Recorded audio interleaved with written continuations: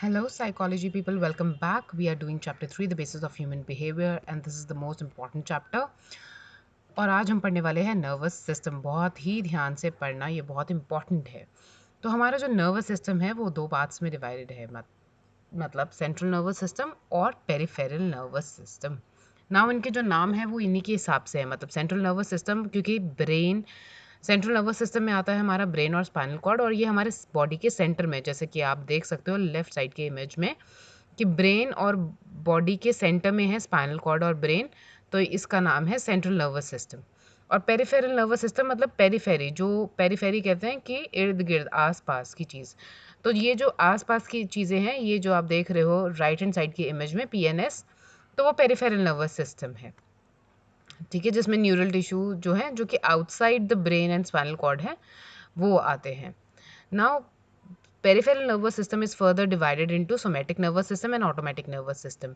somatic nervous system और automatic nervous system में peripheral already divide हो जाता है, और फिर आगे चल के autonomic भी दो हिस्सों में divide हो जाता है, जो कि है sympathetic division और पैरासिम्पैथेटिक डिवीजन। हम स्टार्ट करने वाले हैं पीएनएस से। ठीक है, तो बेसिकली हम बाहर से अंदर की तरफ आएंगे सीएनएस की तरफ। तो पहले हम पढ़ेंगे पेरिफेरल नर्वस सिस्टम, और पेरिफेरल नर्वस सिस्टम में भी हम जो पहले पढ़ने वाले हैं वो पढ़ने वाले हैं सोमैटिक नर्वस सिस्टम।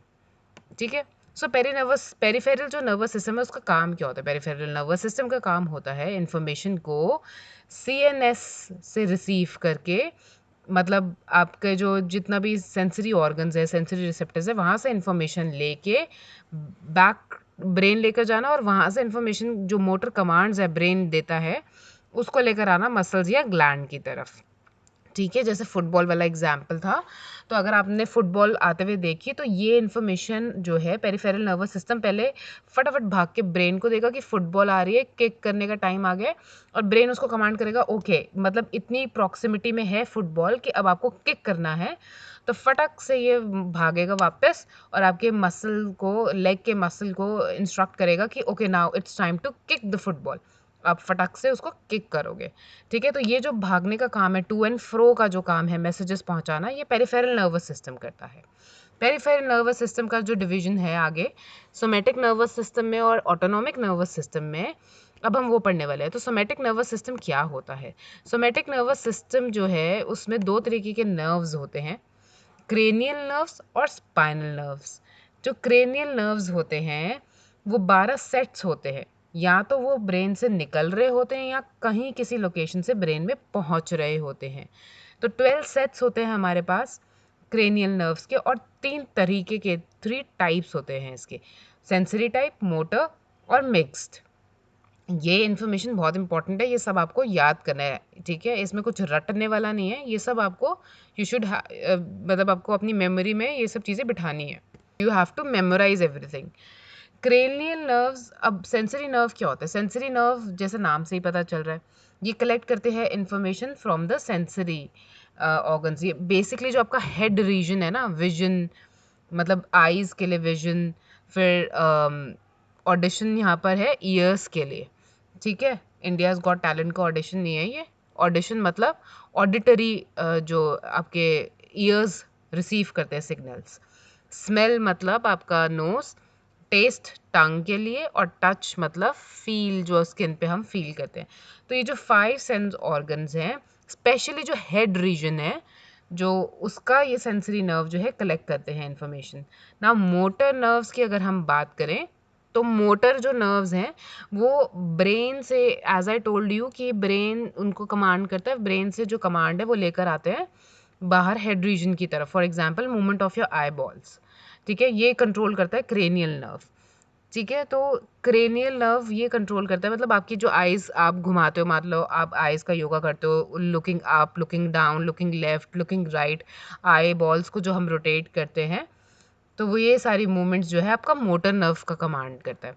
और कुछ मिक्स नर्व होती है जिसमें सेंसरी और मोटर फाइबर्स दोनों ही होते हैं, जो कि सेंसरी और मोटर इन्फॉर्मेशन दोनों ही ब्रेन को देते हैं। ये क्रेनियल नर्व की बात करी है हमने। अब बात करते हैं स्पाइनल नर्व की। स्पाइनल नर्व्स में 31 सेट्स होते हैं स्पाइनल नर्व के, विच आर कमिंग आउट या फिर reaching to the spinal cord. Same जैसे कि था हमने क्रेनियल के पढ़ा था कि या तो वो एमिएट कर रहे हैं, बाहर की तरफ निकल रहे हैं, या फिर डिफरेंट लोकेशन से ब्रेन में आ रहे हैं, क्रेनियल नर्व्स। ऐसे ही स्पाइनल नर्व्स या तो they are reaching to the spinal cord, या फिर they are coming out of the spinal cord, या फिर बहुत से बाहर आ रहे हैं।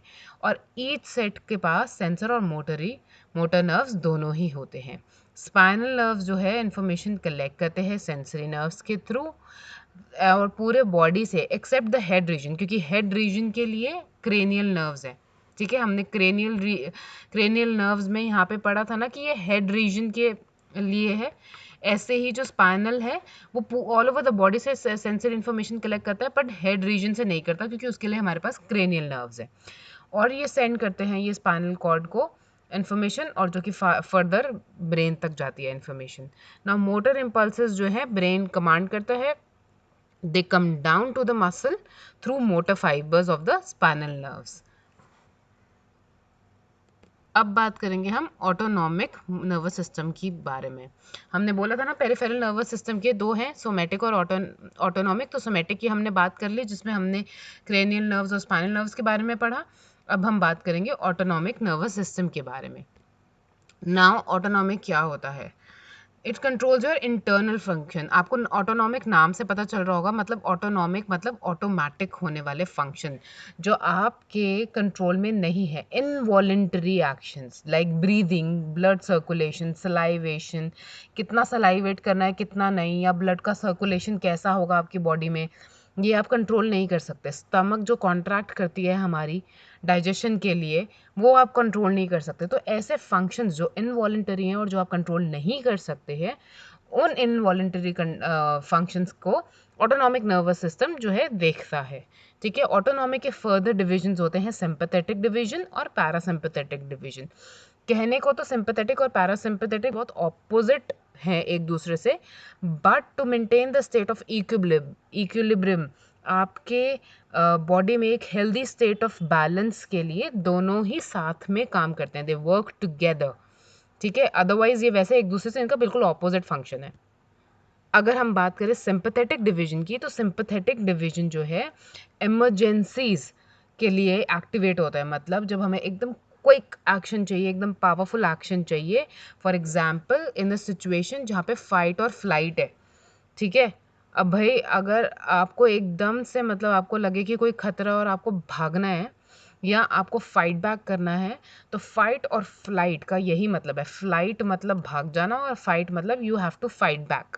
ठीक है, तो आपको कोई इस तरीके से फाइट और फ्लाइट की सिचुएशन है, तो उस तरीके की इमरजेंसी के लिए जो बॉडी को इमीडिएटली सपोर्ट चाहिए होता है, उस जैसे मान लो कि अगर आपको रन करना है, यू आर गेटिंग लेट और समथिंग, कोई इमरजेंसी है और यू हैव टू रन, तो इमीडिएटली आपको बहुत ज़्यादा ब्लड चाहिए, स्पेशली आपकी लेग्स में एकदम से आपको भागना है। तो उस तरीके की सिचुएशन के लिए, इमरजेंसी सिचुएशंस के लिए ये एक्टिवेट हो जाता है सिंपैथेटिक नर्वस सिस्टम। इसमें क्या होता है, डाइजेशन स्टॉप हो जाती है उस समय, एक बॉडी के अंदर डाइजेशन स्टॉप हो जाएगी और ब्लड फ्लो जो है इंटरनल ऑर्गन्स में, मसल्स में, जैसे आपको लेग्स में भागने के लिए ज़्यादा मसल चाहिए, इफ़ यू आर फाइटिंग, आपके हाथ पैरों में, आपकी बॉडी में ज़्यादा ब्लड चाहिए आपको, तो वहाँ ब्लड भेजने लगता है बॉडी आपका। ब्रीदिंग रेट आपका एकदम से फास्ट हो जाएगा, ऑक्सीजन की ज़्यादा खपत होएगी, ज़्यादा सप्लाई चाहिए आपको ऑक्सीजन को, हार्ट बीट एकदम से तेज़ हो जाएगी क्योंकि ज़्यादा पंप करेगा ब्लड हार्ट आपका। ठीक है, ब्लड शुगर लेवल जो इंक्रीज हो जाएंगे। तो बहुत सारी चीज़ें हैं जो सिंपैथेटिक में हो जाती हैं इमरजेंसी के लिए।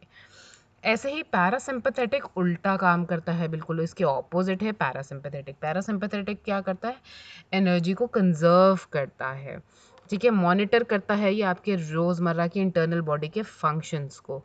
और जब इमरजेंसी सिचुएशन ख़त्म हो गई, भाई आप भाग लिए, आपको जहाँ पहुँचना था आप पहुँच गए, अब आप चैन से बैठ गए हो, एंटर कर लिया है आपने क्लास में, if you were getting late, तो अब आपने फटाफट बैठ गए आप, तो पैरासिम्पैथेटिक जो है फटाफट टेक ओवर करेगा और क्या करेगा कि जितने भी गड़बड़ हो गई थी, डाइजेशन स्टॉप हो गई थी और हार्ट रेट तेज़ हो गया था, ज़्यादा ऑक्सीजन की हर जगह ज़रूरत थी, ब्लड शुगर लेवल इंक्रीज़ हो गया था, इन चीज़ों को काम डाउन करेगा वापस से हार्ट को हार्ट रेट मैनेज करेगा, वापस से डाइजेशन स्टार्ट करेगा और सब चीज़ों को, पूरे सिस्टम को काम डाउन करके एक नॉर्मल हेल्दी कंडीशन में ले आएगा कि भाई इमरजेंसी हो गई है, ख़त्म, अब तुम रिलैक्स करो, आराम करो, ठीक है।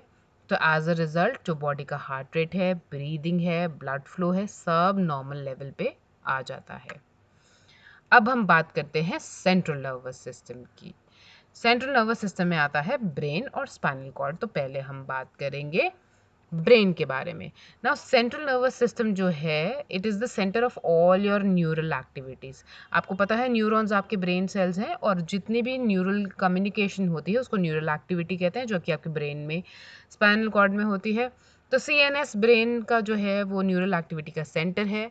ये जितनी भी सेंसरी इन्फॉर्मेशन है उसको इंटीग्रेट करता है, सब टाइप के कॉग्निटिव एक्टिविटीज़ को परफॉर्म करता है, और जो भी मोटर कमांड्स हैं वो देनी होती हैं वो ग्लैंड्स को या मसल्स को वो देता है, और इसीलिए ब्रेन और स्पाइनल कॉर्ड मिल के काम करते हैं। तो ब्रेन और स्पाइनल कॉर्ड जो है सेंट्रल नर्वस सिस्टम का हिस्सा, ये बात हम पहले बात कर चुके हैं। अब बात करते हैं ब्रेन एंड बिहेवियर की। सो यू कैन एग्जामिन कि जो ब्रेन का जो स्ट्रक्चर होता है, हम जो पढ़ेंगे वो पढ़ेंगे अर्लीस्ट से मोस्ट रीसेंट, मतलब सबसे पहले। जैसे आप मान लो कि जैसे हम केव मैन थे, एप्स, गोरिल्लास, तो जैसे जैसे जैसे करके हम ह्यूमन बने और हमारा ब्रेन भी तो उस हिसाब से डेवलप हुआ। तो जो डेवलपमेंटल प्रोसेस है, तो हम सबसे अर्लीस्ट, सबसे पहले क्या था और उसके बाद धीरे धीरे डेवलप होते, सबसे एंड में सबसे लेटेस्ट डेवलपमेंट क्या है ब्रेन में, उस तरीके से हम एवोल्यूशन के पर्सपेक्टिव से पढ़ेंगे।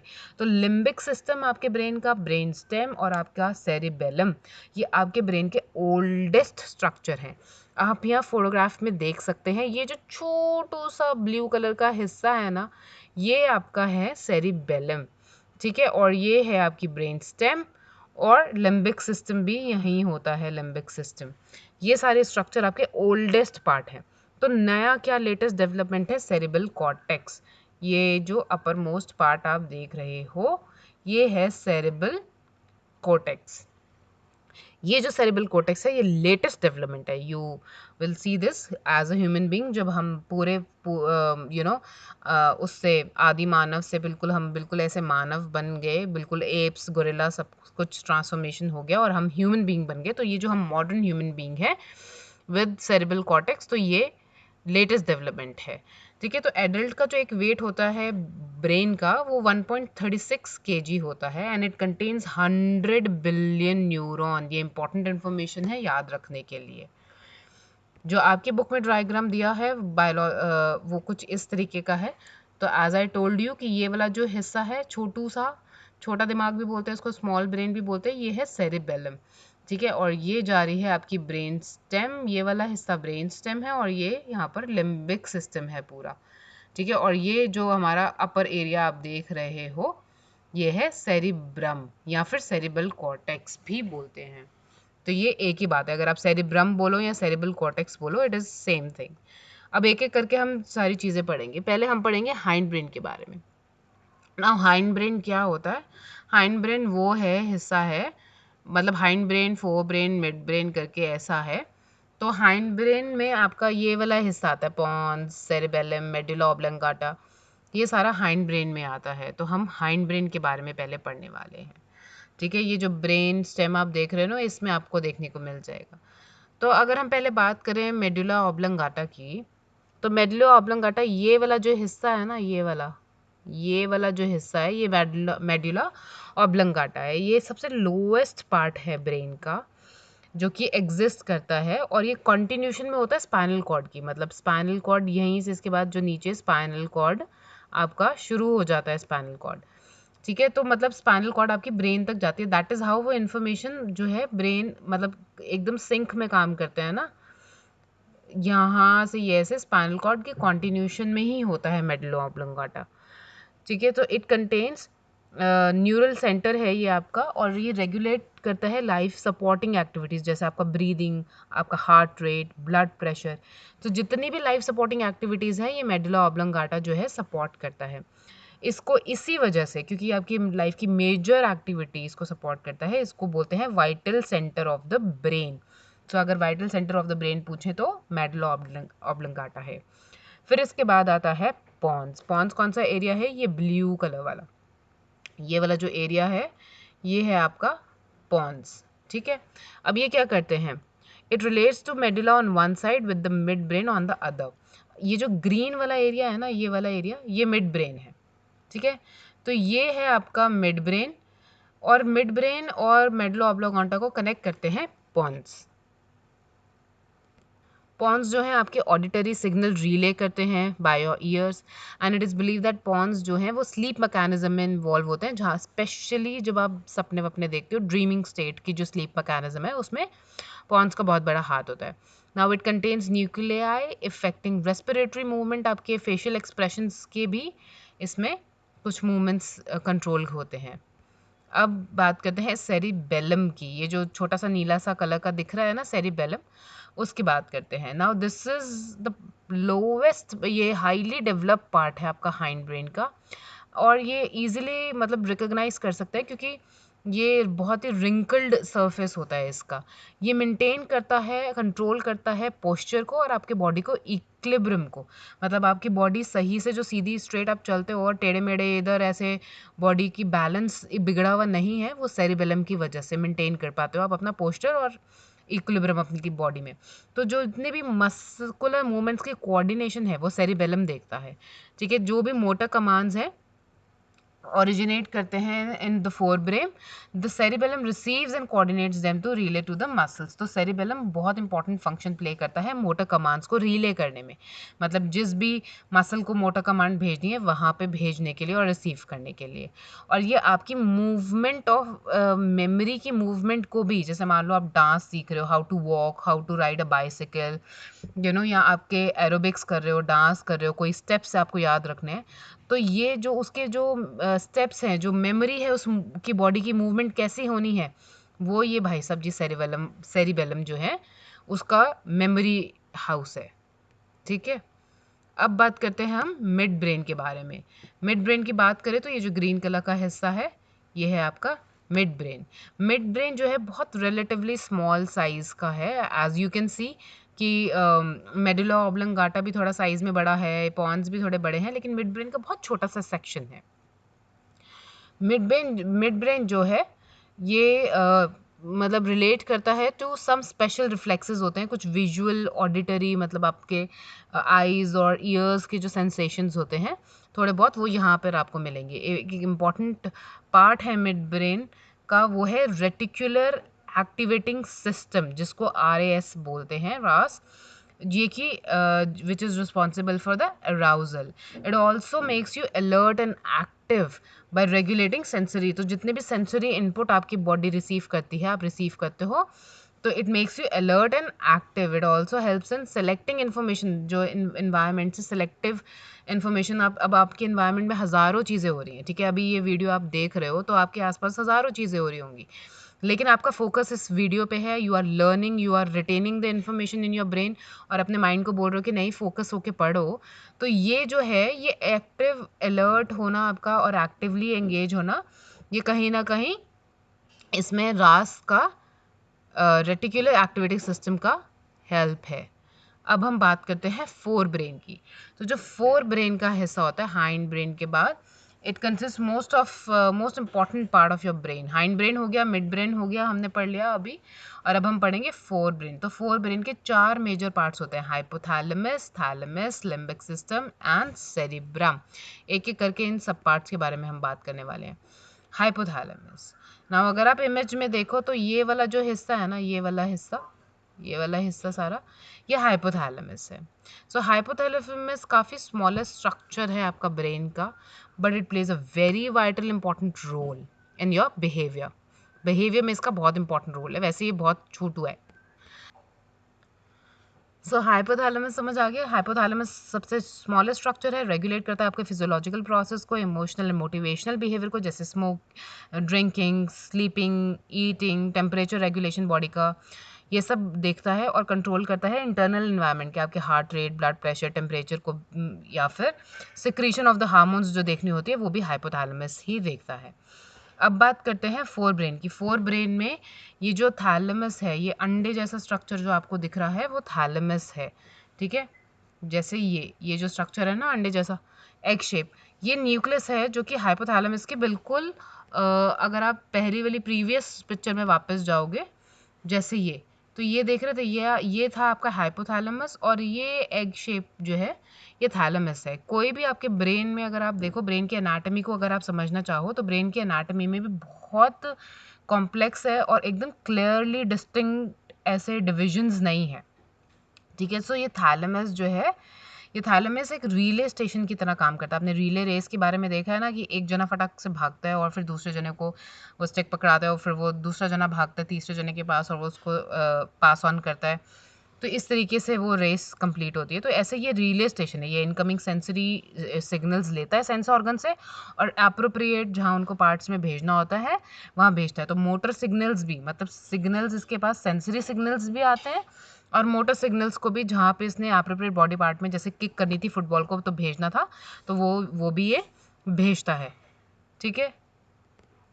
तो थैलेमस, हाइपोथैलेमस हो गया, थैलेमस हो गया, और अब बात करेंगे हम लिम्बिक सिस्टम के बारे में। तो it's like a hook like, ये जो स्ट्रक्चर आपको दिख रहा है, ये पूरा हुक लाइक स्ट्रक्चर दिख रहा है, ये सारा हमारा लिम्बिक सिस्टम है। नाउ लिम्बिक सिस्टम जो है, इसको ओल्ड मैमलियन ब्रेन भी बोलते हैं। ये ग्रुप ऑफ स्ट्रक्चर है, इसमें काफ़ी सारी चीज़ें इंक्लूडेड होती हैं लिम्बिक सिस्टम में, काफ़ी सारे ग्रुप ऑफ, इसीलिए इसको ग्रुप ऑफ स्ट्रक्चर बोलते हैं। इसमें काफ़ी सारी चीज़ें आती हैं। ये आपका मेंटेन करता है इंटरनल होम्योस्टैटिस। होम्योस्टैटिस मतलब बैलेंस। आपकी बॉडी में जब टेम्परेचर अप एंड डाउन होता है, तो टेम्परेचर बॉडी का नॉर्मल वापस लेकर आना, ब्लड प्रेशर नॉर्मल करना, शुगर लेवल को नॉर्मल करना, तो हर चीज़ को मेंटेन करना, रेगुलेट करना लिम्बिक सिस्टम का काम होता है। It works in the close link with hypothalamus, and beside hypothalamus, limbic system also comprises of amygdala and hippocampus.